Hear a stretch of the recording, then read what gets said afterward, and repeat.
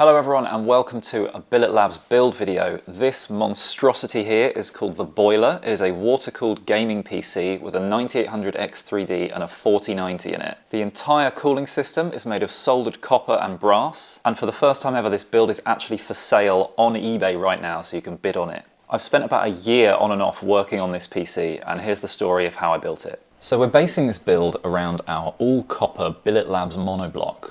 And this is a water block that mounts to your CPU like any other water block does, but then the difference is you can add the graphics card to the top side of it and you're water cooling both of these components at the same time, which allows you to fit all the heat producing components in a very small area. And the aim here was to make something completely custom, unlike any PC that's been made before. So after a lot of measuring and figuring things out, this is what we're starting with. And the idea here is to put the monoblock in with the motherboard, the CPU and the graphics card, as well as a water pump and a power supply to contain all the heat producing PC components in a very small base, which would allow me all the space in the world to add some crazy artistic looking cooling solution to the top without being too worried that I was going to end up with a massive PC that's too big. And once I was happy with the plywood and 3D printed prototype, I sent the files over to our machinist who produced this beautiful looking aluminium case.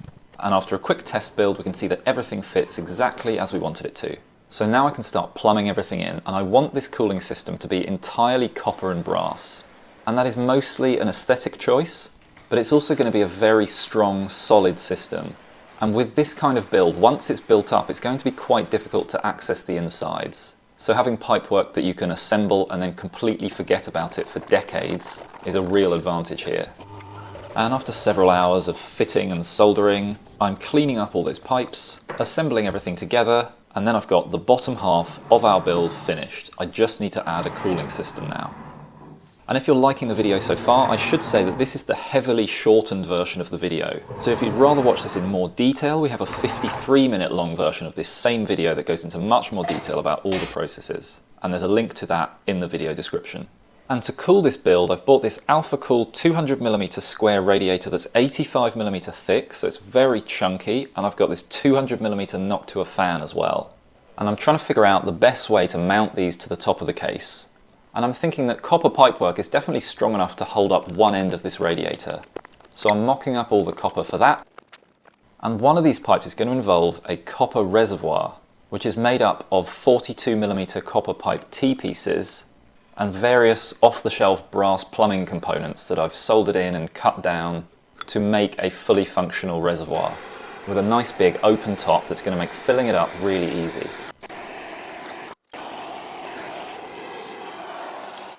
Then with the reservoir soldered up, I'm adding the brass mounts for all the pipework.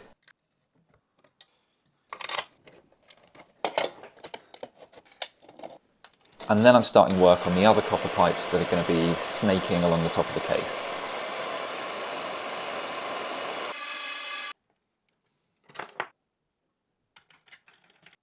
Nice!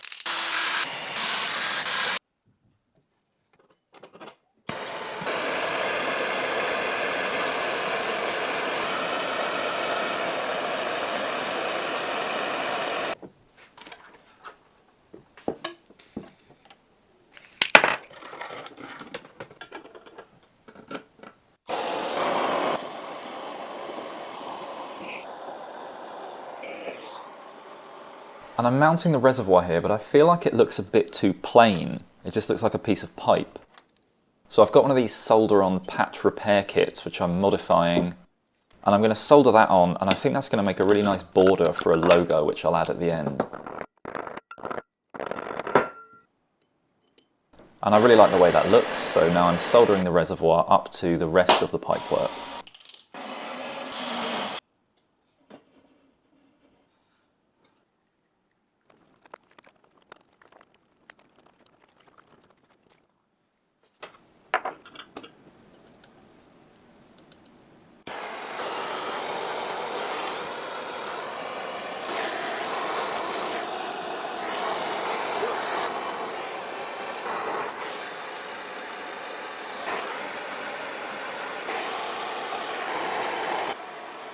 And with that now mounted to the case, I'm looking at the radiator and the fan and I really don't like the look of it. So in an attempt to modify the fan, I've bought this aluminium cake tin And I'm chopping that up.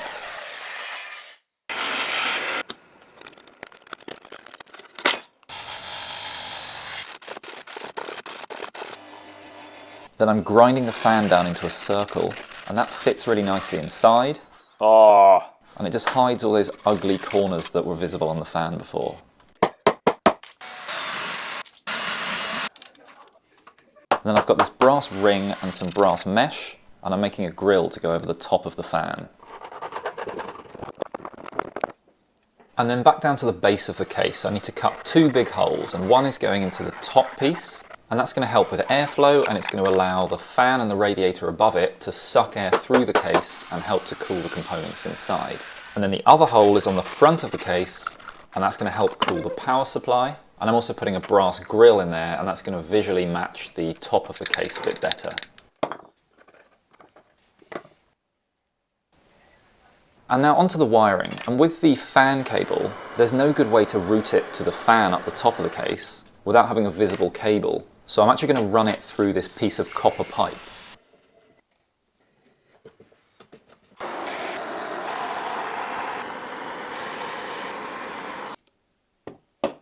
And that took far too long to make, but there is my fan extender cable.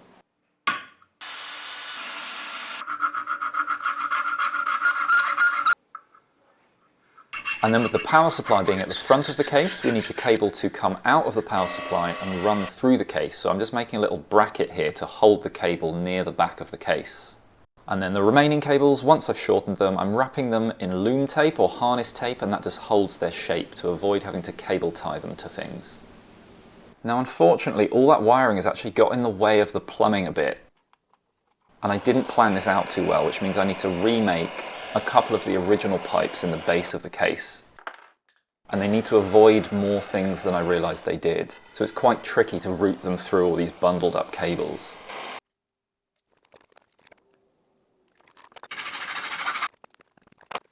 Yes, that's it. That's looking pretty good. And if you're wondering why I'm playing with some mechanical keyboard switches, that's because I haven't made a power button yet. And I was thinking I could use these switches to make a power button, but it was difficult to mount it anywhere, so I'm mounting it in the power supply. It's not connected to the power supply, it's just the mount for it.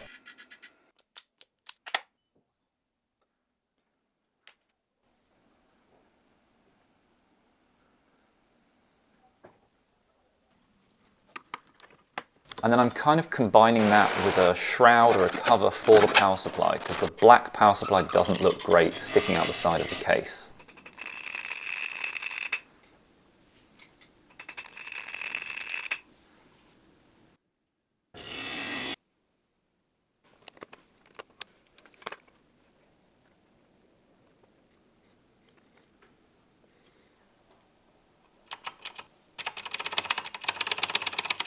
Next up, I made a couple of modifications to the fan surround, just because I wasn't in love with the way it looked. It was a bit too sharp, so I've rounded over the edges. And that made me realise I really didn't like the black radiator. So I've taken the decision to strip the paint off. And with that bare metal radiator back in the build, I'm just so much happier with how it looks. And that's all the fabricating done. So now I need to take everything to pieces, polish and clean everything, and then assemble it for the last time. And I'm not attempting to get a flawless mirror finish here. I just want to make everything shiny, but I don't mind if it looks like something old that's been polished. If anything, that suits the build better. And then I'm just assembling the various bits of metal that we've got. And onto the actual PC components. So we're using a Thermaltake Tough Power SFX 1000 watt power supply.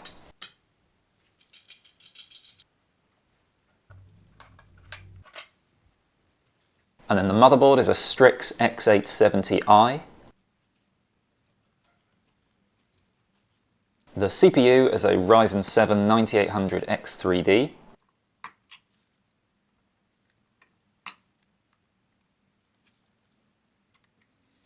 And then for storage, we've got an insanely fast 4TB Gen 5 drive. and a slightly less insanely fast but still very fast 8 terabyte drive, so 12 terabytes of total storage, and 64 gigabytes of RAM. And then before mounting the block, it needs a very thorough clean and a polish, as does the rest of the pipework. So I'm doing that using sandpaper and polishing paste.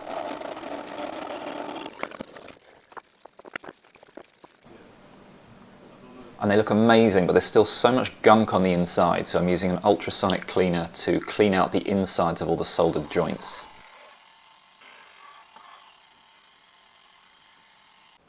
And then I can finally mount the block, and instead of thermal paste I'm using PTM 7950, which is a phase changing thermal pad.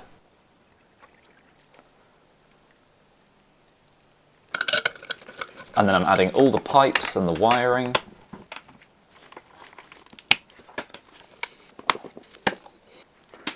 Then the graphics card, which is a 4090 Founders Edition.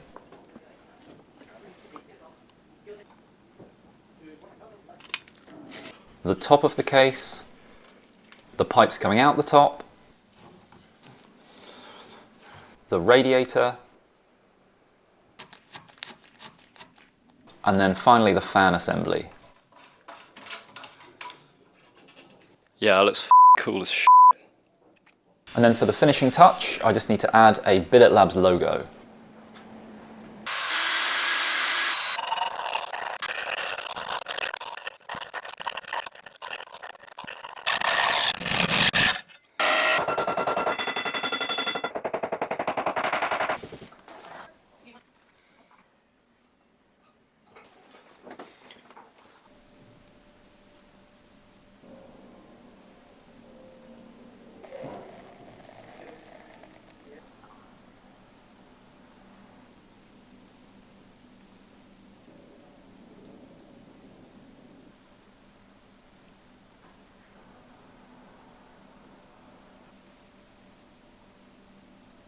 And now it's time to fill it with coolant. So before the final fill, I did 3 flushes with pure distilled water. And then for the final fill, I'm using distilled water with additives. And these will just help prevent corrosion and any bacterial growth. I think we're ready to turn it on.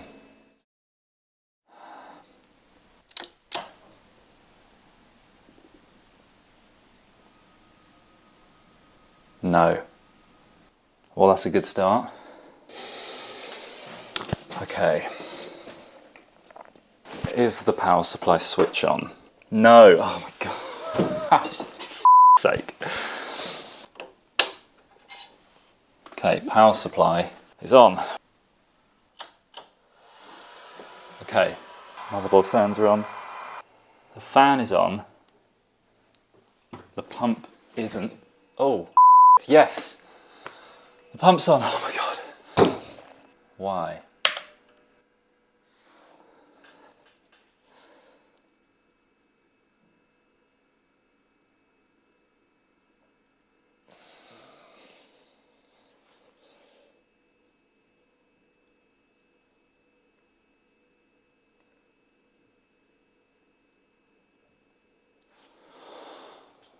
Come on! And the first thing I want to get across is just how quiet these big old 200mm fans are. So I've got the microphone here, and the fans are on full speed right now. And I'm talking fairly quietly, and you just can't hear anything. The pump is by far the loudest part of this build. So just a comparison, if I turn the fans off entirely, that's what you hear. There's a lot of background noise in this workshop. And then if I turn the fans up to full, then you can see that, yeah, it gets a bit louder, but not by much. So how does the boiler perform? Well, at idle the temperatures were absolutely fine. This is in a 21-degree room. We then did various stress tests. So firstly we did a CPU stress test using Cinebench R23, and the CPU peaked after about 20 minutes at 83 degrees. And bear in mind the thermal throttle limit for the 9800X3D is 95, so we're nowhere near that. We then did a Thermark stress test on the graphics card, and the 4090 never got above 62. I then did everything I could to try and get the PC to thermal throttle using real-world examples. So I was playing Halo Infinite, I was playing Cyberpunk with max settings on everything, and the temperatures were just so good. So to try and get this thing to overheat, I ended up running Furmark while playing Cyberpunk on max settings. And even doing that, the GPU peaked at 65, and it doesn't thermal throttle until 83, so we're absolutely nowhere near the limit on the 4090. Even the CPU peaked at 89. I then did the full unrealistic hell test running Cinebench and Furmark at the same time, and no real-world example would reproduce these effects. And I managed to get the 9800X 3D to thermal throttle at 95. It took about 8 minutes to get there. So I'm super happy with the performance of the boiler. And the single radiator and fan is more than adequate for any kind of real-world usage that you might use this thing for.